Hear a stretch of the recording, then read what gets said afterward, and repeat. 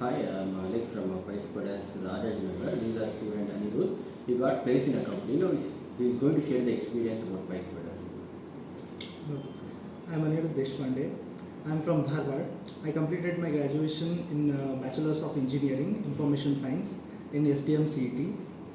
And I joined few months ago the PySpiders Rajajinagar, and it was about a Python full stack course where I got some fantastic trainers like Alex sir in Django and Keshav sir in Python and Murali sir in SQL, where I learned much and I have grasped much with the bootcamp, presentation, aptitude, and English speaking skills with Selva sir and everywhere. It was like a beautiful experience for me where I got the exposure of how IT market works and how to crack the interview and how to be presentable with whatever we are learning, with whatever we are doing with the technology, how we have to manipulate the code, how we have to manipulate the technology with how we will learn is the way that these trainers will show us, and it was like a beautiful experience.